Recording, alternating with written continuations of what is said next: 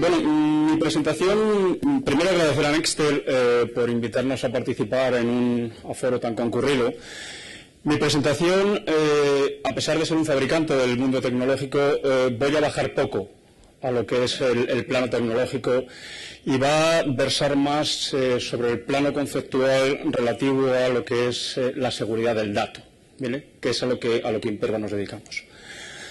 Por hacer una brevísima introducción de qué tipo de compañía somos una compañía relativamente joven, fundada en el año 2002 por Shlomo Kramer, el que fue en su día cofundador de Checkpoint, y contamos ya con un nutrido grupo de clientes en todos los segmentos verticales, más de 1.600 clientes y más de 25.000 organizaciones que utilizan nuestros productos en la nube. Bien, hecha la pequeña introducción, permitidme que haga un análisis de cuál es la evolución de la amenaza y dónde estamos poniendo el dinero, ¿vale? En torno al 75% de las amenazas a las cuales nos enfrentamos hoy en día persiguen hacerse por un objeto que tiene un valor de mercado. Ese objeto es el dato. ¿Bien? Si lo analizamos desde la perspectiva de la inversión, nos damos cuenta que las organizaciones seguimos dedicando el 90% de nuestra inversión en protegernos contra una amenaza que claramente ha declinado, que es la amenaza que va dirigida a la red. Por lo tanto, hay un desequilibrio claro en por dónde nos están atacando y cómo nos estamos defendiendo.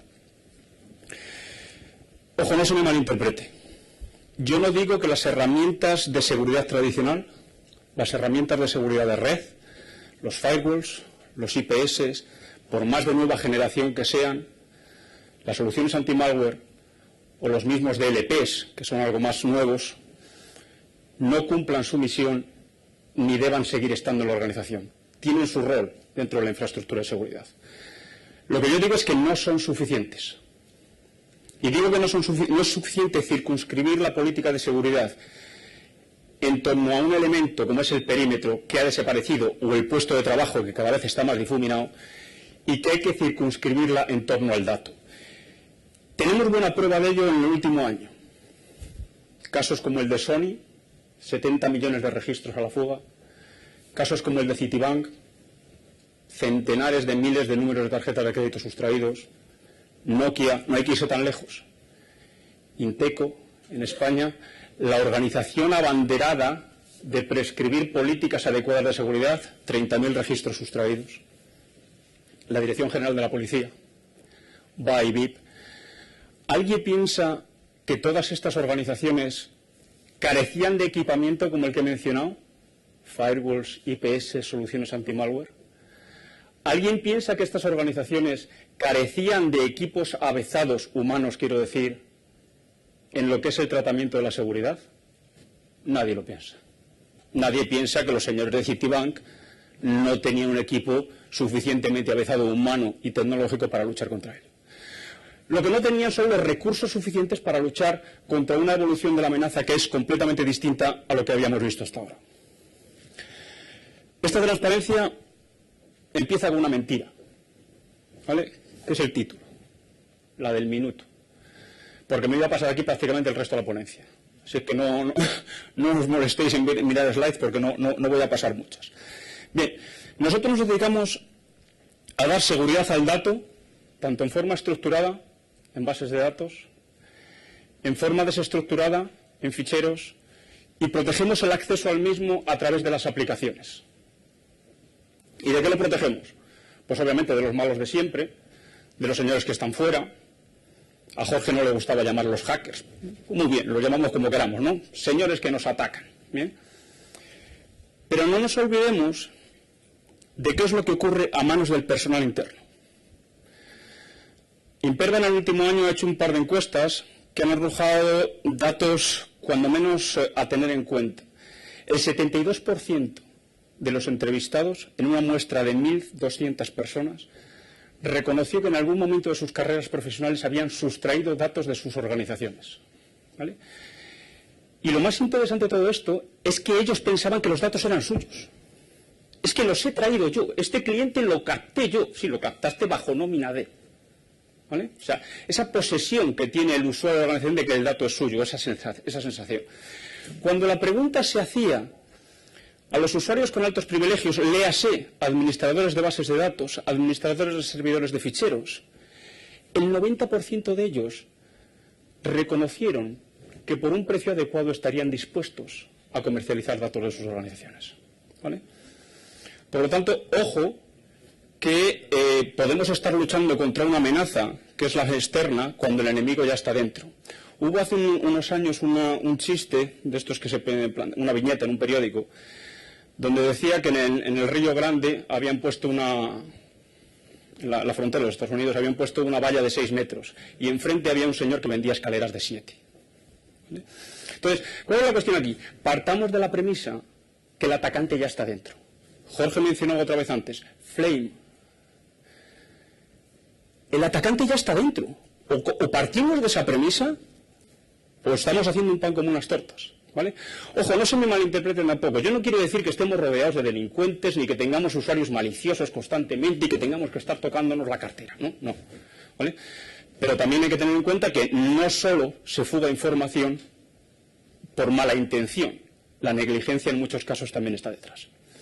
Dicho lo cual, ¿qué hace Imperva en lo que es el ámbito de la protección externa, de la protección de la aplicación? Nosotros tenemos una solución de Web Application Firewall.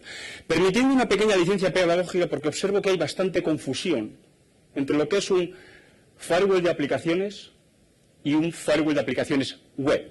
¿Vale? De un modo muy simple. Un firewall de aplicaciones detecta tráfico de un usuario y de una aplicación concreta y toma una decisión sobre lo deja o no lo deja pasar.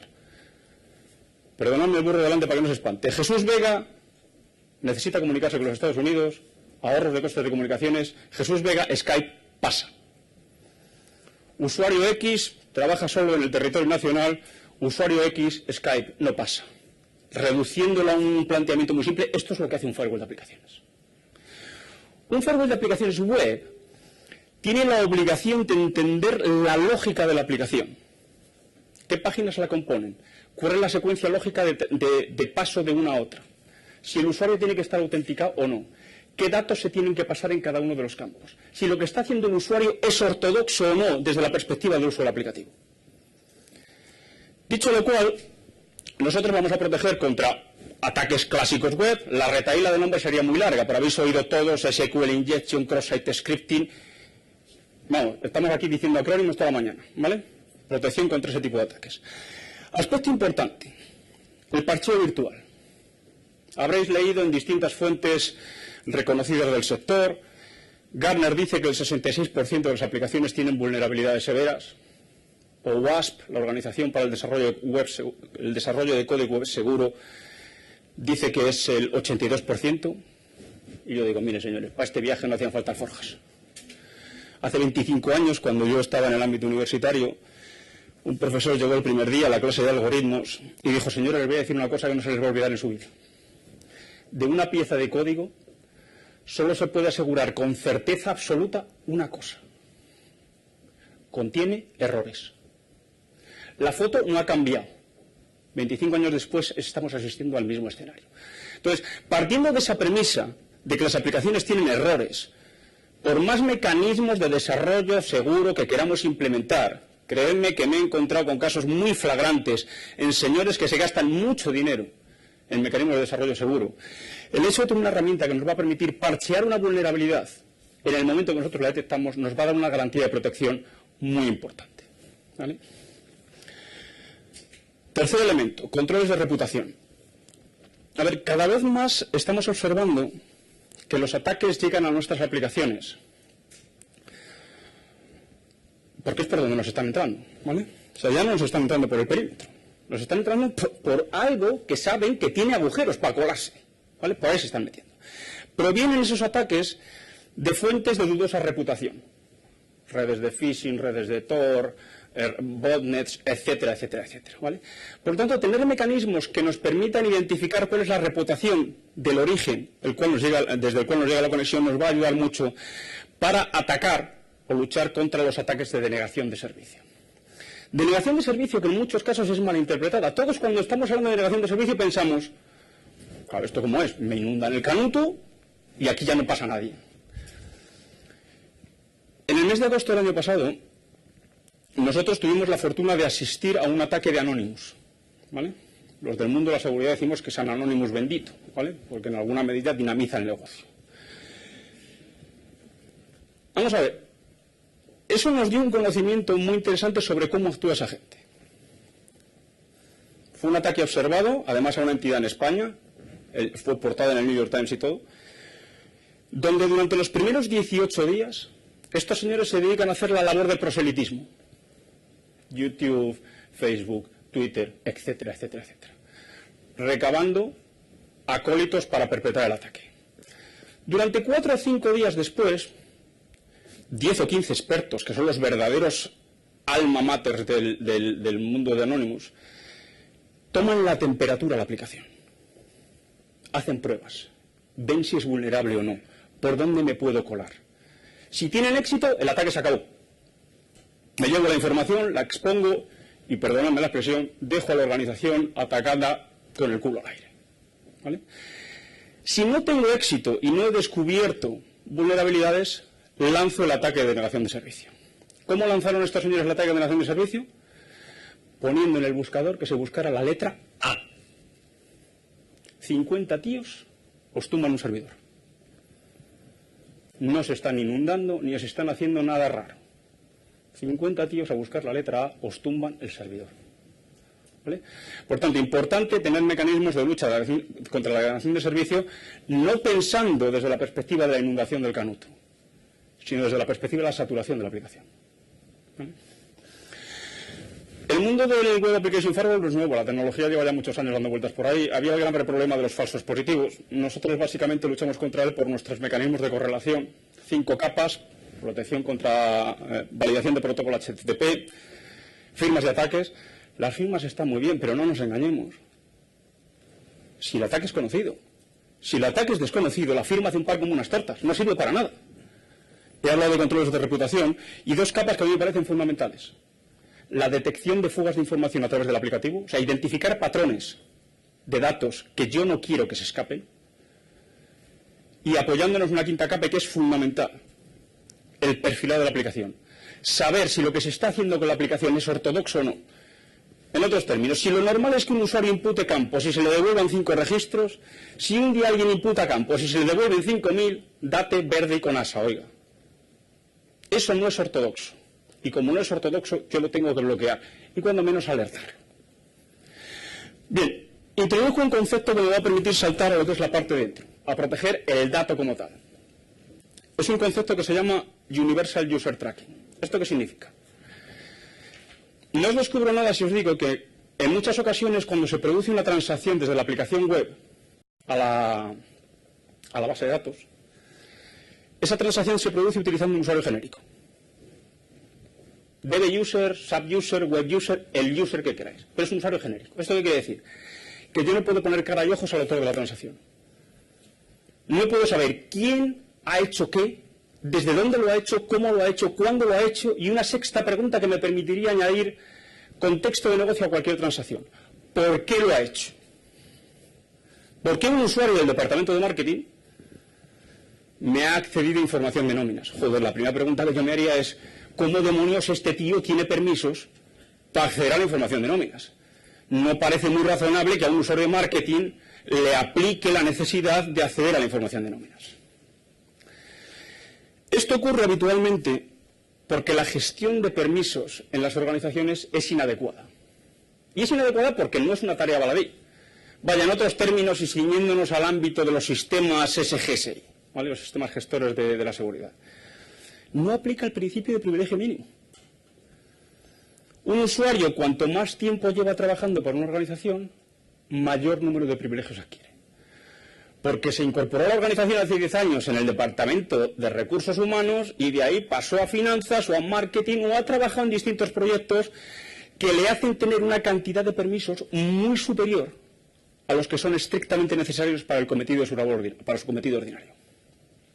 Bien, incluso en esas circunstancias, por los mecanismos de control granular de acceso al dato, yo le voy a poder decir a ese usuario de marketing, es cierto, señor de marketing, que usted me aporta credenciales suficientes para acceder a la información de nóminas, pero yo tengo aquí definida una política de seguridad que me dice que solo permita acceder a la información de nóminas a aquellos usuarios que pertenezcan al Departamento de Recursos Humanos, y si la cuantía salario excede de una cantidad X, solo el director de Recursos Humanos puede acceder a la misma.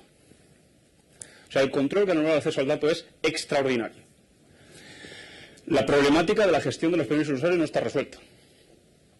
Imperva va a permitir que veamos qué permisos tiene un usuario, si los utiliza o no, cómo los ha adquirido, si se le han otorgado directamente o en virtud de pertenencia a distintos grupos, ¿vale?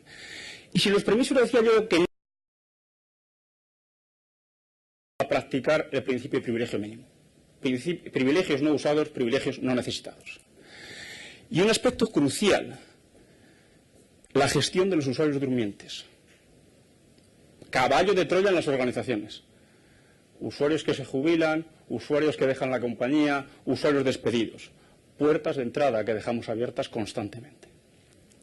No se me malinterprete, nosotros no vamos a tocar los sistemas de gestión de identidades.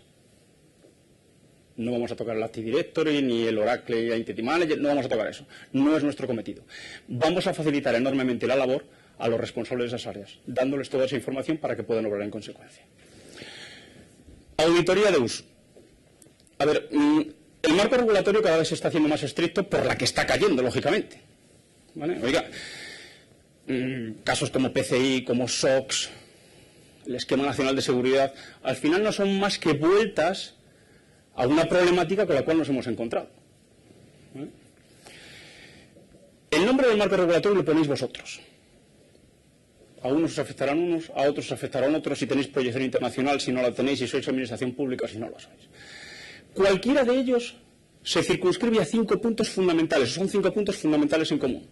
Dígame usted quién accede al dato, dígame quién lo modifica, dígame quién crea estructuras de datos, quién las altera y, por último y no menos importante, gestióneme adecuadamente los privilegios de los usuarios, administradores de base de datos, administradores de servidores de ficheros. ¿Vale? Eso es las 5 áreas en común que tienen todos estos marcos. Insisto, vosotros ponéis el nombre. He mencionado el usuario con altos privilegios y me está empezando a sorprender por la recurrencia de los proyectos que encuentro en este ámbito. Hice una ponencia como esta a un director de una entidad financiera muy importante y a un señor que lleva la seguridad en una gran superficie de comercialización de productos básicos. Los dos me dijeron lo mismo. Oye, toda esta historia que has contado suena extraordinaria, pero solo quiero que hagas una cosa. ¿Me puedes meter mano al DBA? Esto es, ¿me puedes poner coto a las actividades que hace, que administre, que gestione, que ordene la base de datos, pero que no vea el dato, que no lo pueda manipular? Claro, esto en un escenario donde cada vez los señores que se dedican a tecnologías de la información están más en formato outsourcing, y hoy tienes al señor A y mañana al señor B, es una necesidad bastante lógica. Ojo, también me he encontrado con lo siguiente. Oye, pero tú me estás diciendo que yo no puedo confiar en administradores de bases de datos, y yo siempre respondo lo mismo. Tú puedes confiar en quien te dé la gana, ¿vale? Pero déjame que te diga una cosa. Argentina, con la cantidad de recursos naturales que tiene, está donde está. Y Bélgica, con mejillones y cerveza, está donde está. ¿Alguien sabe poner cuál es el elemento diferencial? La confianza. ¿Vale? Yo hago negocios en Bélgica porque creo en la forma de hacer negocios de los belgas y desconfío de los de otros lugares. ¿Vale? Entonces, tú puedes confiar en quien te dé la gana, pero ojo con el concepto de usuario de confianza en el ámbito de la seguridad. ¿Y por qué digo esto? Porque ese usuario que lleva 20 años con expediente inmaculado trabajando para la organización, se compró una vivienda hace 5 años, en plena burbuja, pidió un crédito hipotecario y su pareja se ha quedado desempleada. Y saben, los que necesitan la información que él posee, que es un personaje sensible y por lo tanto van a ir a buscarlo. Por lo tanto, ojo con lo del usuario de confianza, ¿vale? Todo lo que he dicho para bases de datos aplica para la parte de ficheros, con 2 elementos adicionales que yo creo que pueden ser interesantes. Tenemos la capacidad de identificar quién es el propietario de la información, porque como vemos todas las transacciones podemos determinar quién es el propietario. No va a ser el propietario el que accede a un fichero. El propietario de un fichero habitualmente es quien lo modifica. Puede haber un grupo de usuarios, 2, 3 que lo hagan, pero en cualquier caso tendré un grupo acotado con el cual trabajar y determinar quién ha de tener permisos o no. Voy a poder determinar cuánto tiempo hace que una determinada información está fuera de uso. Claro, si yo tengo ficheros con información sensible que están fuera de uso, ¿vale? Oye, pues mejor los pongo a buen recaudo, ¿no? Parece razonable. Por aquello que dice mi suegra, de que el que evita la tentación evita el peligro. Seguro que lo dice por otra razón, ¿no? Pero yo creo que aplica aquí también, ¿no? Entonces, son aspectos que creo que hay que tener en cuenta. Permitidme que vuelva un poco a la parte de base de datos, porque hay un elemento que solo aplica ahí que creo que es interesante. Yo cuando llegué a Imperva hace ya casi 2 años, hay una funcionalidad que nosotros tenemos que es la capacidad de descubrir dónde están las bases de datos, saber si éstas contienen información sensible y detectar vulnerabilidades de las mismas desde 3 ángulos. Sistema operativo, gestor de la base de datos y configuración de la misma. Esta última parte de la gestión de vulnerabilidades, confieso que me resultaba interesante, ¿no? Y los DBAs lo prueban así. Tú me haces esto, me dices qué parches me faltan, me los puedes mitigar. Y dicen, pues esto suena muy interesante. Así es como me los llevo yo al cortijo, ¿no? Para evitar que crean que esto es una herramienta para ir contra ellos. Pero reconozco que la parte de descubrimiento de bases de datos a mí me sorprendía. Pero ¿cómo no van a saber los clientes dónde está la base de datos? A mí se me resultaba una cosa muy extraña, ¿no? Y me puse como tarea a los primeros 10 clientes que visité preguntárselo. ¿Tú sabes dónde tienes la base de datos? Cuando la pregunta se la formulaba una entidad de tamaño medio, la respuesta era sí. Tengo perfecta conciencia de dónde están mis bases de datos y dónde están mis datos sensibles. Hombre, siempre me queda la duda de si no habrá por ahí alguna instancia replicada que se puso para probar una aplicación y que ha quedado por ahí durmiendo el sueño de los justos. Las hay. En todos los clientes donde vamos, las hay. El problema es cuando se lo pregunto a responsables de seguridad de grandes organizaciones, bancos. La respuesta es reiterativa. No tengo ni idea. Si no sabes dónde están las bases de datos y dónde reside el dato sensible, ya me dirás cómo proteges un activo que no sabes dónde anda. Ojo con la historia, que es suficientemente delicada. En los 3 ámbitos que veis ahí, hay competencia. Imperva tiene competidores. No voy a decir nombres, no tendría ningún problema por no aburriros. Me jacto, y claro, ahora diréis algunos, por lo que vas a decir ahora te paga Imperva, ¿vale? Me jacto de tener en cada una de las 3 áreas la mejor de las soluciones. Pero eso tendréis vosotros la oportunidad de comprobarlo, ¿vale? Si en algún momento tenéis un proyecto, yo estoy dispuesto a mostrarlo, ¿vale? No me creáis, pero quedaros con este mensaje. Imperva es la única compañía que se dedica a esto exclusivamente, que protege el dato tanto estructurado, desestructurado y el acceso a la aplicación web, y es la única que garantiza una protección del ciclo completo de vida del dato. Ojo, porque es una cuestión bastante recurrente. A mí me puede llamar un cliente y yo llego a él porque quiero un proyecto de monitorización de base de datos. Es que quiero tener visibilidad. ¿Por qué? Pues porque como no sé, una vez que el usuario se autentica, no sé qué es lo que hace, no sé a dónde va, pues quiero tener visibilidad. Esto le ocurre al 90% de las empresas, no creáis que es una anécdota. O sea, el 90% de las empresas no saben qué es lo que pasa en su organización. Quiero tener visibilidad. Bien, ¿y a esos datos dónde se accede? Hombre, pues se accede a las aplicaciones web. ¿Y cómo quieres tener visibilidad si no me está dando trazabilidades de la aplicación web cuando accedes con un usuario genérico? ¿Y te has planteado cuántos de esos datos acaban exportados a ficheros hojas de cálculo Excel? Todos. Todos. Entonces, monta lo que quieras en la base de datos. Si no pones coto a las otras áreas, estás haciendo un pan como unas tortas. Ojo, no pretendáis o no me veáis como alguien ambicioso que quiere la totalidad. Yo entiendo que los presupuestos son limitados. Lo que digo es que es importante que se entienda el mensaje. Protección del ciclo completo de vida del dato. ¿Vale? Voy avanzando, resumiendo básicamente lo que he dicho, abundaré en alguna de las áreas. He hablado de prevención contra ataques a aplicaciones web, he hablado de parcheo virtual de vulnerabilidades, tanto del aplicativo como de la base de datos. He hablado de controles de reputación. He hablado de análisis de comportamiento desde la óptica de la aplicación, pero no he hablado de análisis de comportamiento desde la óptica del servidor de base de datos o servidor de ficheros. Un caso práctico. Va a hacer 2 años, en diciembre, del famoso caso Wikileaks. Un tío, con permiso de acceso legítimo, sustrae 400.000 documentos y nadie se percata de nada. Hombre, digerir 400.000 documentos tiene su aquel, ¿eh? Es que tiene, vamos, ni el señor fiscal, que seguro que se traga ladrillos todos los días. Vamos a ver, ese comportamiento no es ortodoxo. Y como no es ortodoxo, aun teniendo permisos de acceso legítimo, yo eso lo tengo que alertar. Y yo esa alerta la voy a bloquear, ya decidiré yo qué es lo que hago. Yo eso lo voy a determinar en función de cuál es el comportamiento observado por un usuario. Si yo sé que un usuario está haciendo A, B y C recurrentemente, si un día hace algo que se desvía de ese patrón, puede hacerlo legítimamente, pero cuando menos, alguien al día siguiente le podrá pedir explicaciones. Esto tiene un efecto tremendo en la disuasión de las acciones de los usuarios. Cuando un usuario sabe que se audita las transacciones que está haciendo, se va a tentar la ropa antes de llevar a cabo algo que no es una práctica habitual. Esto contribuye a algo, lo empezaréis a oír a partir de ahora, ¿no? Que se llama el concepto de, perdón, no sé si es un palabra, desanonimización. En la medida que el usuario deja de ser anónimo, desciende su nivel de alevosía.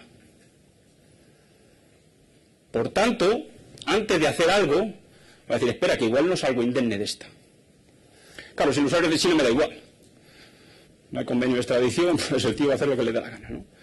Pero los de por aquí y los de dentro se van a tentar la ropa, ¿vale? Por tanto, el efecto de disuasión es importante. He hablado de Universal User Tracking, identificación completa del autor de una transacción, gestión de permisos de usuario, descubrimiento de bases de datos y sus vulnerabilidades. He hablado de monitorización de auditoría, o sea, quién hace qué, desde dónde, cómo, cuándo y por qué lo hace. He hablado de monitorización de la actividad de usuarios con altos privilegios. Ojo, porque esto es un asunto sumamente importante y que hay veces que no se atiende adecuadamente. Y dice, no, es que yo he monitorizado toda la actividad utilizando la herramienta de monitorización de la base de datos, la auditoría nativa. Ah, ¿y quién controla eso? El DBA. Si pongo la zorra a cuidar las gallinas, ¿vale? O sea, el mismo señor que administra la base de datos puede parar y arrancar la auditoría a su conveniencia, ya no estoy cumpliendo ningún marco regulatorio. Por lo tanto, ojo con el tema de la monitorización de los usuarios con altos privilegios, que viene enlazado con la parte de segregación de funciones o separación de roles. He hablado de cumplimiento del marco regulatorio, ponedle el nombre que deseéis. He hablado de control granular de acceso al dato. He hablado de políticas de seguridad. Ojo, porque esto vuelve a ser un concepto importante. Y lo digo por mensajes de la competencia. Nosotros distinguimos claramente lo que es auditoría de lo que es seguridad. Una cosa es monitorizar y ver todo qué es lo que ocurre, y otra cosa es dar seguridad a mi información.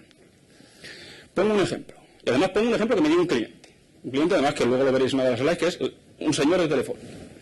Este señor me dijo, vamos a ver, yo que puedo tener en el mismo servidor de bases de datos, tengo información financiera sensible, pero tengo la tabla del menú del día que se sirve en Distrito C, el edificio, este macroedificio que tienen en Madrid.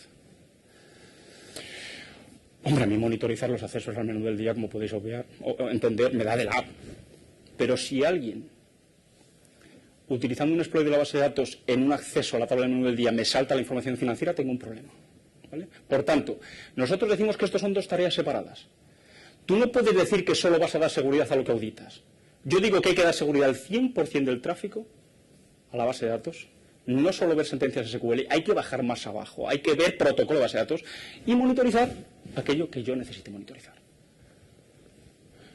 He hablado en la parte de ficheros, de establecimiento de quién es el propietario real y averiguar ficheros fuera de uso. No voy a entrar a las familias de productos son tres, que ya les he mencionado, base de datos, ficheros y web, no voy a entrar en cada una de las áreas. Algunas de ellas se pueden ofrecer en formato cloud, por aquello de que es que otro cacharro aquí más que yo tengo que gestionar y a ver cómo las apaño. Pues se puede ofrecer en formato cloud para aquellos que lo demanden. Sí que me interesa contaros cómo hacemos esto, ¿vale? Nosotros esto lo hacemos de un modo absolutamente no intrusivo, ¿vale? No nos metemos con el servidor, no hacemos cambiar la infraestructura. Ponemos un cacharrito en la red que se puede desplegar de distintas formas, en modo bridge, en modo sniffer, lo que sea, ¿vale? Y viendo tráfico, adquirimos toda esta información, ¿vale? Todo esto se gestiona desde una consola centralizada y hay un elemento ahí que son los agentes, que diréis, joder, esto no casa, ¿no? Si me dices que auditas tráfico y luego me dices que tienes agentes, el agente solo tiene una razón de ser. Es que, claro, como tengo que monitorizar usuarios con altos privilegios, esos usuarios tienen la capacidad de sentarse enfrente de la consola, hacer un export de la base de datos, pinchar un pendrive y copiarla. Eso no genera tráfico de red. La única forma que tengo de ver eso es colocando un agente para monitorizar esas labores en concreto. Bases de datos, poned vosotros el nombre, me da igual. Soportamos todas, salvo Adabas, lo siento. Y entornos operativos, todos los que queráis, lo que podáis poner, incluidos mainframes, AS400 y todo ese tipo de cacharros. Bien, por ir concluyendo, ¿cuáles son los casos de uso de Imperva? Obviamente, prevención de fugas de información, por lo cual hay que proteger las aplicaciones, hay que proteger los repositorios de datos. El tema del cumplimiento normativo es muy recurrente. Ojo a la mención porque me encuentro algo que a mí no me gusta nada. El problema del cumplimiento normativo o la necesidad del cumplimiento normativo habitualmente se aborda con la intención de poner una marca en un formulario. Craso error. El cumplimiento normativo debe ser una oportunidad ineludible para mejorar nuestros procesos de seguridad. Ojo que con la reforma del reglamento de privacidad de datos de la Unión Europea, cuyo borrador ya se ha publicado, que se aplicará, ojo, de aplicación nuevamente directa, no necesitará transposición por el hecho de ser un reglamento de la Unión Europea, obliga, amén de las multas, ¿vale?, que las van a elevar hasta 1 millón. Mira, a cualquier banco de este país que le pongas una multa de 1 millón, que no le hace ni cosquillas. Lo que sí que le hace cosquillas es la imagen de marca, el daño que va a hacer a su imagen de marca. Pero ojo, porque van a poner en el articulado la necesidad de implementar mecanismos de responsabilidad activa de protección de la información. Y es que yo como consumidor, cuando hago una transacción con cualquier organización, tengo que poner en sus manos parte de mi intimidad, en forma de datos personales. Y oiga, si le doy mi pasta, cuando menos protéjame el dato. Solo por eso. Estamos hablando de conceptos como responsabilidad social corporativa, transparencia, etcétera, etcétera, ¿vale? Y último punto, la gestión del riesgo de los datos. La gestión del riesgo de datos dentro del marco de lo que es la gestión del riesgo operacional, ¿vale? La gestión del riesgo operacional va a tener un impacto directo en nuestras cuentas de resultados en formato de menos provisiones, mayor capital circulante. Tenemos un cliente que se llama First Data Corporation en los Estados Unidos. Aquí no tanto, pero en Estados Unidos comienza ya a proliferar mucho lo que es el concepto de ciberseguro. O sea, seguro que pretende protegernos contra daños cibernéticos o provocados utilizando herramientas cibernéticas. Estos señores se están ahorrando $4 millones al año de la prima de seguro por el hecho de tener implementado Imperva. Reducción del riesgo operacional, menores prima de seguro. ¿Recordáis cuando aseguráis vuestro vehículo que dice ¿y duerme su vehículo en garaje? Reducción del riesgo, ¿vale? Y al final eso es impacto directo en la cuenta de resultados. Aquí hay una lista de nombres enorme. Yo muchos de ellos ni los conozco en todos los segmentos verticales que son clientes de Imperva. Me interesa más esta última. Esto es el resultado de un trabajo de 1 año y medio. Como veis, ahí hay nombres de todos los segmentos verticales de este país. Sector de la salud, nombres en el sector tecnológico, nombres en el sector de prestación de servicios básicos, transporte, cadenas de distribución, banca, el propio Inteco. El Inteco es un caso que siempre pongo, es un caso bastante paradigmático. Yo me tiré 6 meses llamando a la puerta y no me abrió nadie. En junio del año pasado hubo fuego. Y por el efecto purificador yo recibí un pedido en el mes de septiembre, ¿vale? Lo que quiero decir con esto, y no me pretendo jactar de nada, es, señores, actuemos. No esperemos que haya fuego. La infraestructura de seguridad existente no es suficiente para protegernos contra la evolución de la amenaza actual. Es urgente articular un plan de seguridad circunscrito en torno al dato. Yo ahí lo dejo. No me he pasado mucho. Muchas gracias.